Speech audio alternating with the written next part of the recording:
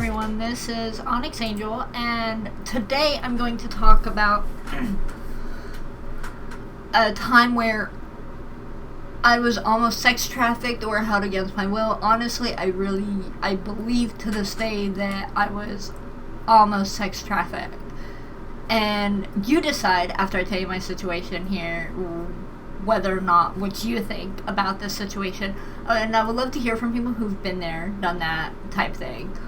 Talking helps. So I was always an impulsive and reckless person, even in my teens. As an 18-year-old, I was even worse.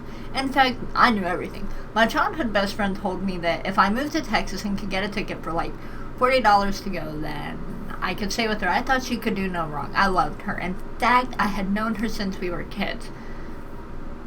I find out she couldn't get the ticket for $40. So my dad then arranged for me to go to Texas. I stayed with some family friends because my best friend turned her back on me and left me on the streets. Eventually, I got my own apartment. My mom used to babysit, and I ran into a guy named Brian. My mom used to babysit his siblings, so I knew him. Well, he talked me into going to Dallas with him for a bit, so I went. I always did have a crush on him and thought, wow, after 4 years he noticed me.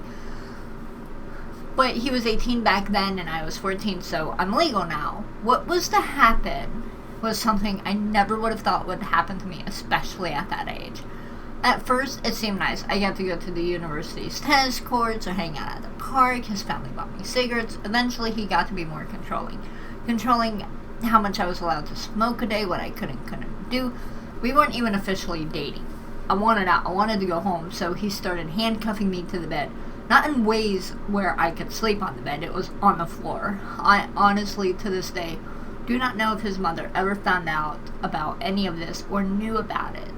He would talk to me and tell me he was going to make me a hustler. I had no idea what he was talking about.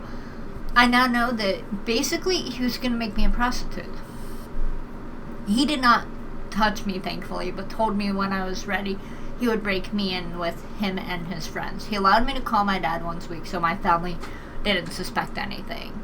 Though I couldn't say anything to my family, as he was always right there. My dad was all the way in Virginia. I was scared.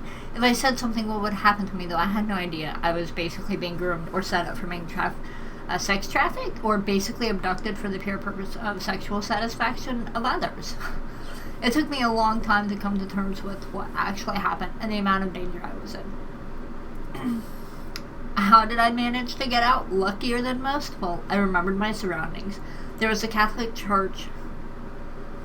Though I was Baptist, there might become a time this church could end up being my saving grace.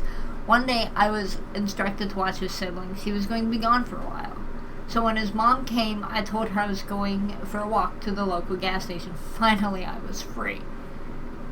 I ran all the way to the church, which wasn't that far. I went in and explained everything to the priest. He found out the name of my Baptist church that I had attended, and together the two churches came together to get me out of the situation, paying for me to go home. I left anything I had with me, but at that point I didn't care. I was going home. The town I was in was small, so I felt safe back home as my neighbors kept an eye out for me and I never saw Brian again. Due to that, I gained respect for a Catholic church. They helped a non-Catholic without even thinking about it.